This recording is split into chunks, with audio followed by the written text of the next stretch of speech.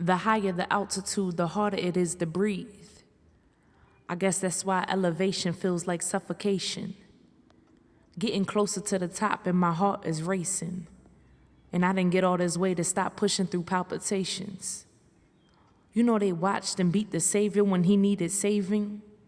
Praising melanation from the same sun that dried the raisin. All this irony in my observations. Hi, my name is Evita Colon.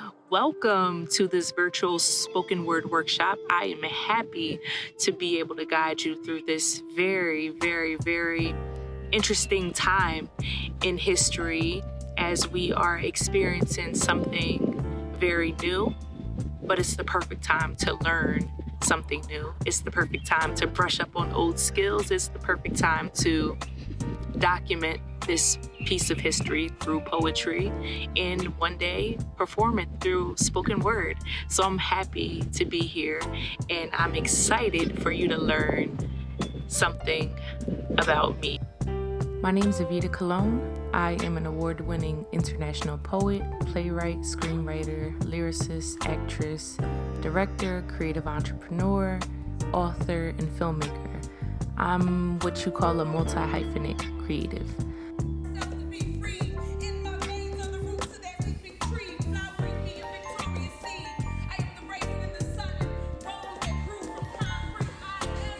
I own a company called Speak to My Soul. It's a creative arts company that uses the performing and media arts to empower, educate, and elevate. I am a mom and a growing student of life.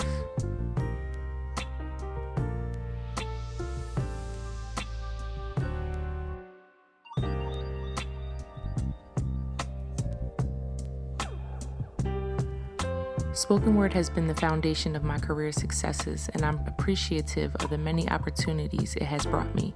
I have been handed down the baton from my elders, and I realize that my generation's voice is the future. However, it's important for me to always honor and celebrate where I come from with everything I do.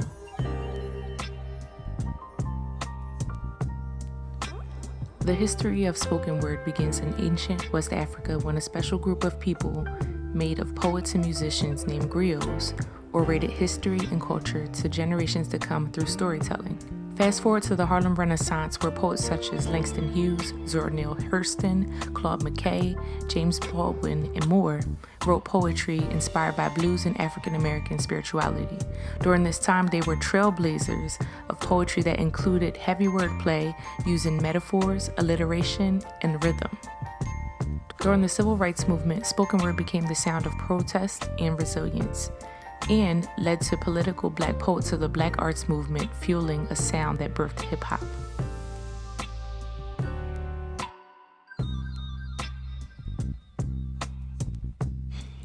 The first thing that everyone needs to know about spoken word is that it is poetry, but it's poetry that is written to be performed.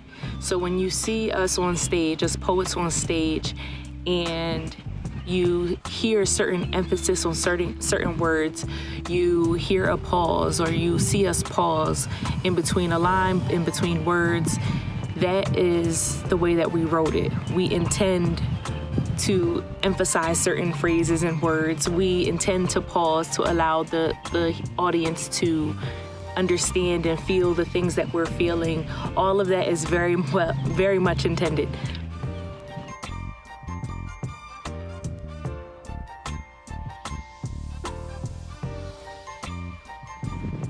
The first part of writing a spoken word piece is definitely understanding your theme.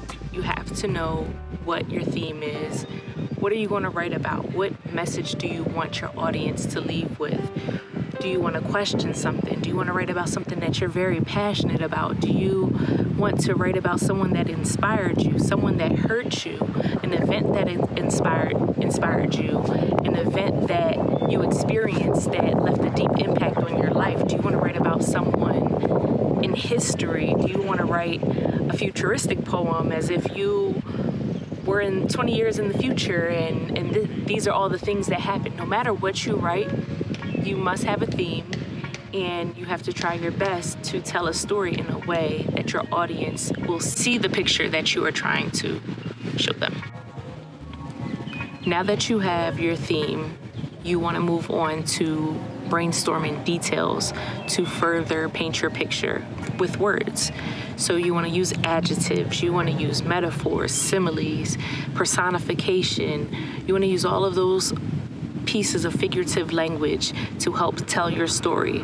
The more details you give your audience, the better you are painting a picture for them. As a writer and reader, figurative language is very important. Figurative language is colorful literary devices used to amplify your writing and engage your reader or audience. In this slide, we will go over personification, similes, and metaphors.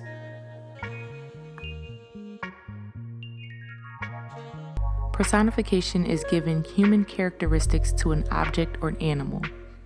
For example, the sun hugged me with its warmth. An example of a simile is the sun burned hot like an oven. An example of a metaphor, the sun shined with the brilliance of a diamond. You are comparing the sunshine to the shine of a diamond. Compare two things without using like or as. Examples of onomatopoeia, which I love saying, are sounds such as boom or swish or smack, things like that. Those words that look the way they sound, that's onomatopoeia. Ever tried a tongue twister? Usually those are examples of alliteration, such as I can't say it. She sells seashells. She sells seashells. Alliteration. We have hyperbole, which is just an exaggeration. I'm so hungry I can eat a horse. So I thought I should give you a visual representation of creating your own poem, writing your own poem. So this theme is a hot summer day. I kept it very basic, as I just listed a bunch of things that came to mind when I think of a hot summer day. These things are related to my own experience. For you, it may be something completely different. But I listed things, phrases, activities, things I would see on a hot summer day. And I just wrote them all down. Nothing too poetic. Remember, writing spoken word is all about delivery. However, we're going to add more details to this poem. So I went back to our A Hot Summer Day poem, and I rewrote it using some figurative language. Take a minute to see the figurative language that I utilize in this new piece. Well, this updated piece. As you're writing your own pieces, keep in mind figurative language. It's such an amazing tool to help you get your message across to your audience. You definitely want them to see the words that are coming out your mouth as if you are painting on a canvas. So as long as you are making connections that are relatable and familiar to your audience, they will understand you a little bit more. Now that you have written your poem, performing is pretty much the most important part. You can have a very simple poem that can be very powerful based on the way that you deliver it. You can have a very long poem that can not be as powerful because of the way that you delivered it. So it's very important for you to know these things when performing a spoken word piece. And it's no pressure at all. It's you digging inside of yourself and finding that fire in you to really push out a powerful piece.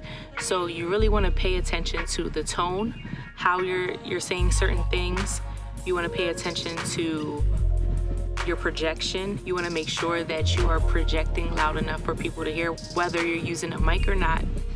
people should be able to understand what you're saying. I'm really big on enunciations. I feel like when you pronounce things correctly, people are able to understand it a little bit better, but that's just a personal thing with me. So when performing your spoken word piece, keep in mind your tone. Your tone will allow your audience to experience the feelings that you're feeling. If you're angry, put a little bit of bass in your voice. If you are happy, try to smile. When you smile, when you say certain things, it sounds like you're happy. So keep that in mind when you're performing your piece. If you're sad, you would try to frown and calm your tone down and drag your words a little bit. So that kind of interprets as sadness. You want to keep in mind your tone because that is really going to translate your words into the picture that you're painting for your audience. Another thing that I'm very, very particular about is enunciation. I feel like when you enunciate your words, there is a less likelihood of people not understanding what you're saying. And I know we all have our own different slang and dialect and things like that. However, you want your audience to understand what you're saying. The point of you being up there is you're painting a picture for your audience. So if they're missing a word or they're missing a line, they're not able to connect the dots, and you're working very hard for them to be able to connect the dots. So I feel enunciating your words is very important to relay your message to the receiver. Now, every poet is different. I love to project my voice.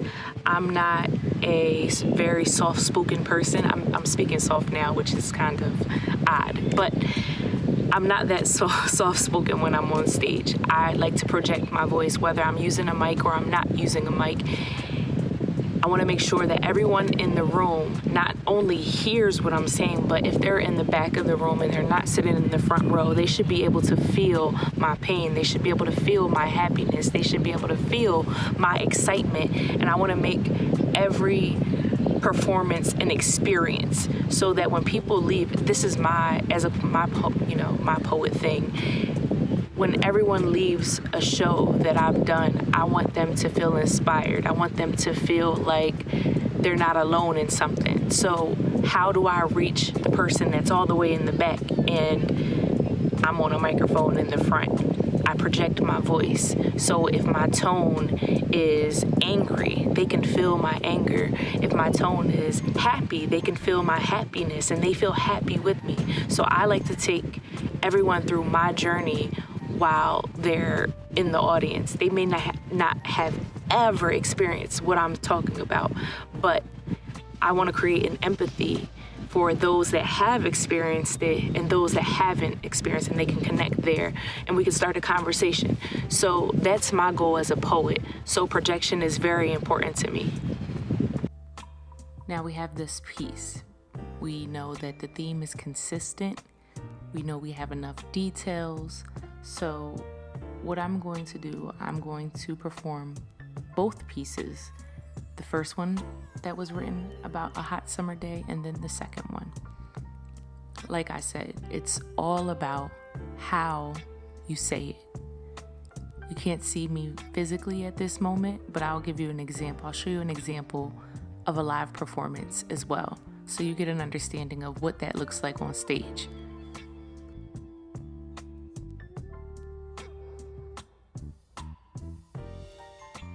Sun shining, sundress, popsicles to keep cool, hanging by the pool, music blasting, cool nights, laughter with friends, cookouts, smell of grilled food, water balloon fight, sweat, air conditioner on, blast.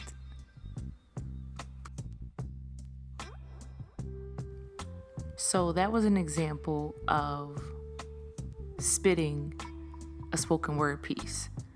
As I said before, you don't need a lot of details. You can have a simple poem or you can have a very detailed poem. Either or, it depends on how you spit it in order to allow your audience to resonate with your words. However, I wanted to give you a variety on ways you can write a spoken word piece. There's no one way, and I would even say there's no right way, because you shape your own performance. You want to make sure that you are writing something that you feel comfortable spitting on stage. As I go into the next piece, pay attention to my pauses, pay attention to the words that I place emphasis on, pay attention to my tone. I woke up this morning, sun shining at about 90 degrees. Perfect day for my sundress that danced just past my knees immediately. Thought of popsicles trying to keep cool. Like parents with kids hanging by the pool. Music blasting. Boom, boom, boom. Until cool nights. Laughter with friends, cookouts, smell of grilled food, water balloon fight. Sweat hugs my neck. Air conditioner on blast. Sun shining at 90 degrees. So, in this piece, I'm experiencing a bunch of different emotions, and you can hear that in my tone. And then I allow you to visualize things as I pause between certain words. So I give you the chance to catch up with me, with my words visually. And that's the power of the pause. It's a very, very important thing when we're talking about delivering spoken word. It's good for you to slow things down and allow your audience to catch up. Because if you are saying a lot and they are not processing it, they are never going to understand your message, and you want them to understand your message.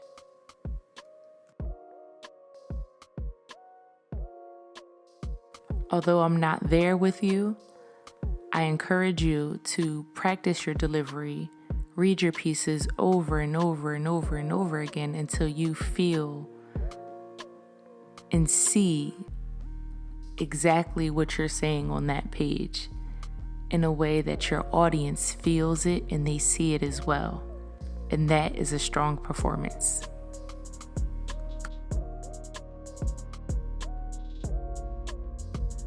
Spoken word is a very interactive and engaging art form.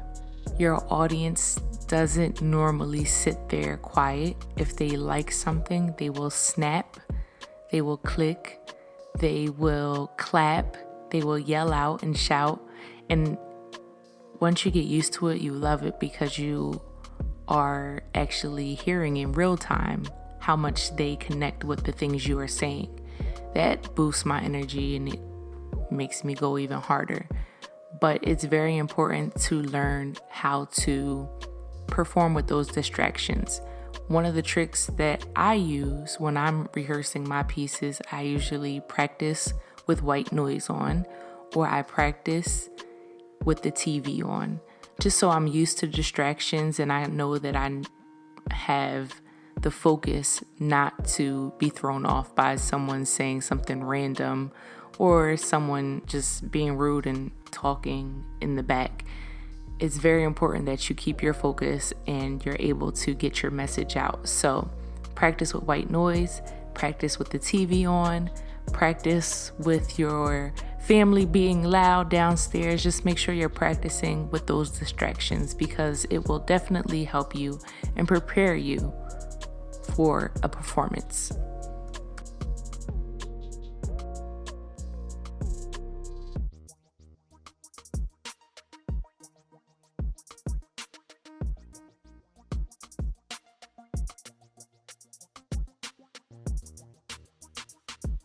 I'll give you a little trick that I use to practice my poems.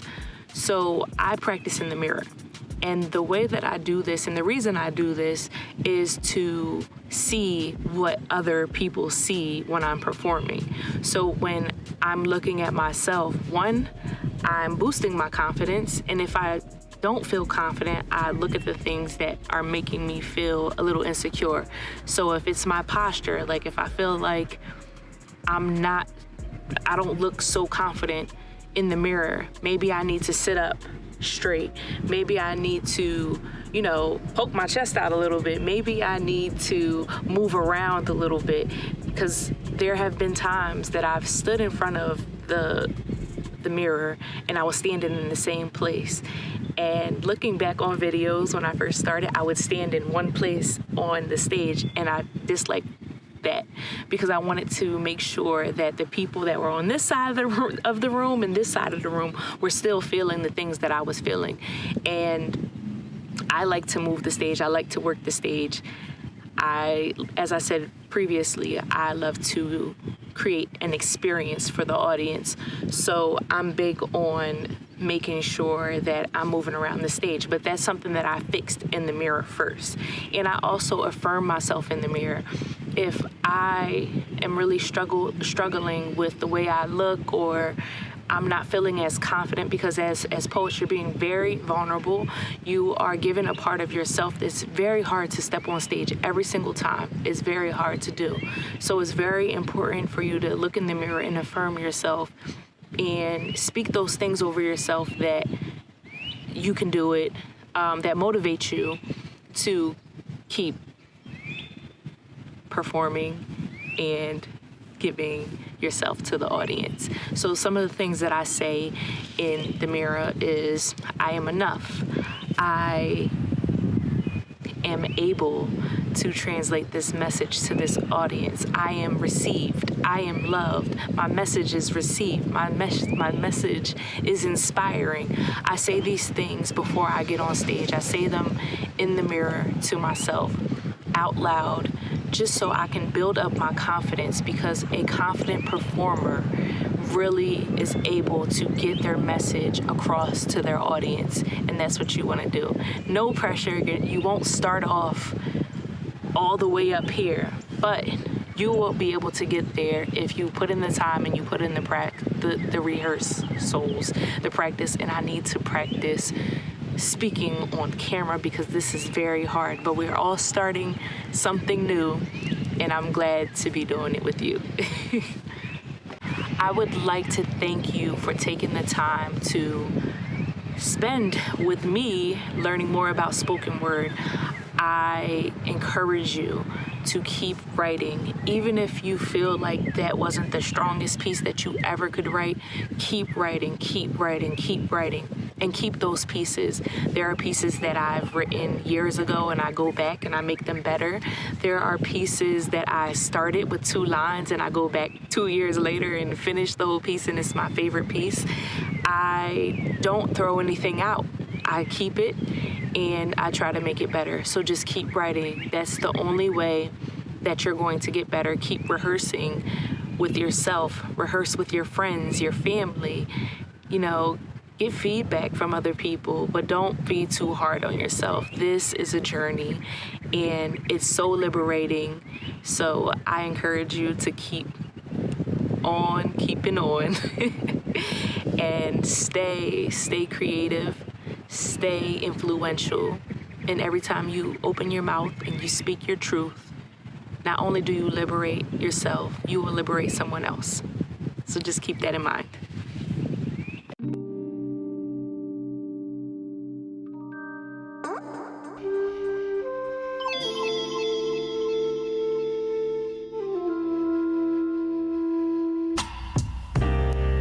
The higher the altitude, the harder it is to breathe. I guess that's why elevation feels like suffocation. Getting closer to the top and my heart is racing. And I didn't get all this way to stop pushing through palpitations. They watched and beat the savior when he needed saving. Praising melanation from the same sun that dried the raisin. All this irony in my observations. All all this potential in the hood, but that demographic lacks the allocations of resources to uncomplicated elevation. But what is elevation without overcoming complications? Your kind ain't as strong as me, ain't singing the same song as me. You speak of pain for pity, I spit it on a beat. Selling our hood for pennies, y'all realize they pawn the streets. So I can't stop until they feel me, and I'm sneaking my opinion in on a peak. Once you start to elevate, you start to separate your thinking. I had to get out of a failing mind state. Now there's not a sunken place I could sink in. People will trade loyalty for opportunity without blinking. Assassinate your character just for show. Nah, we ain't linking. I don't know what type of sugarless Kool-Aid they got you drinking. I refuse to be left behind. All the tools and weapons in the world, and none are as strong as my mind. All of these beautiful women in the world, and none of them as perfect as mine for me. They say beauty is in the eye of the beholder, but if love is blind, what are we left to see? Filtered imperfections, losses in a form of life lessons, carried in bags under our eyes as we wander with no direction. In question, is love the true validation we need? 1460 days and counting, I nestled in the comfort of the smile of another, the warmth of the acceptance, the growth with each other, the expectation, bliss becoming smothered with trauma of the past, wanting to elevate but not knowing how long it will last. I fear happiness will disappoint me, so appoint me to a safer high. I fear the feeling of being on cloud 9, so if I fall, I need to know how to fly, because I know how bad it broke me before. It didn't kill me, and that's probably why I want more of you. You see what love would do? Taking risk, taking flight. If loving you is wrong, I write vows, poems, affinities, affirmations. With a little love, I can move mountains, empower nations, inspiration. I am enough. But is love the truest validation? Do you love you as much as you do me? If I don't love me, how much can I grow truly? You've watered my seeds and grew me toward greatness in the making. So high at times it gets lonely. Greatness requires isolation, elevation, and I hope they're not waiting to applaud me after my final bow. Give me my roses now.